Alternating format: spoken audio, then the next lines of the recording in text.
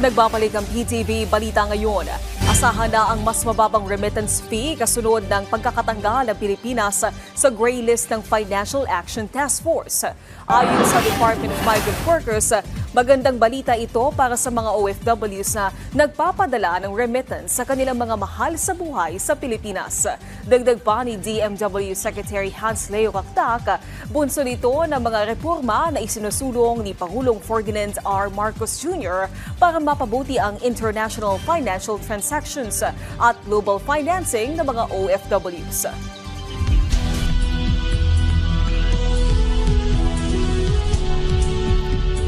Hinikayat ng Malacanang ang publiko na maging mapagmatsyag habang papalapit na po ang Hatol ng Bayan 2025.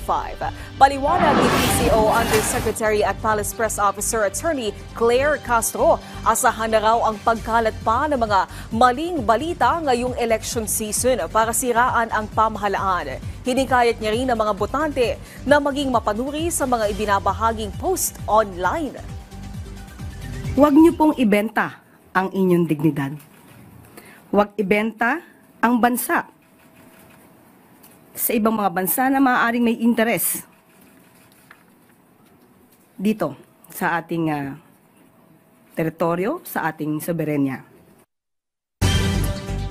Samantala, alamin natin ang ibang balita sa PTV Davao mula kay Jay Lagang.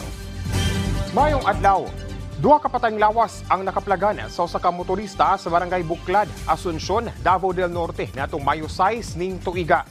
Naila ang mga patayng lawas nga sila James Magapang ug Franklin Lasaka.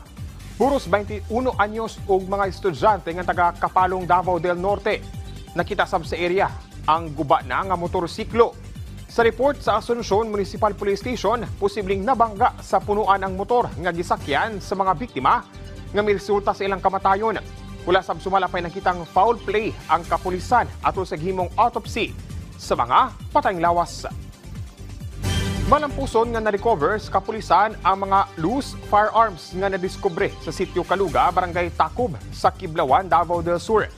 Kinato sa gihimong combat operation sa lugar alang sa pagdakop sa usa ka wanted person tungod sa mga kasong frustrated murder ug attempted murder. Lakip sa na-recover ang 12-gauge homemade shotgun, usa ka .22 caliber homemade firearm, duha ka .22 airgun, shotgun, bolt ug radyo.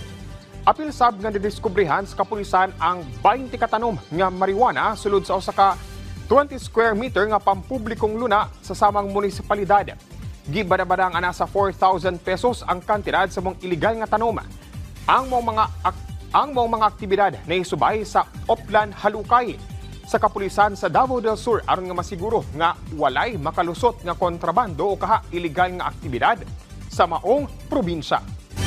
Ang good nga yuta di nakita ang mga marijuana makaingon ta nga kini usa lagi ka public land o ana-ana kini nahimutang sa na layo na gid siya nga nahimutang nga lugar sa bukid sa Kinlay, so dili pa gid nato ma-identify o kang kinsa.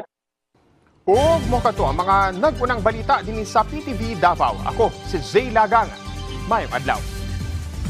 Daghang salamat, Jay Lagang. At yan ang mga balita sa oras na ito. Para sa iba pang update, i-follow at i-like kami sa aming social media sites sa @PTV PH. Ako po si Naomi Tiburcio para sa Pambansang TV sa Bagong Pilipinas.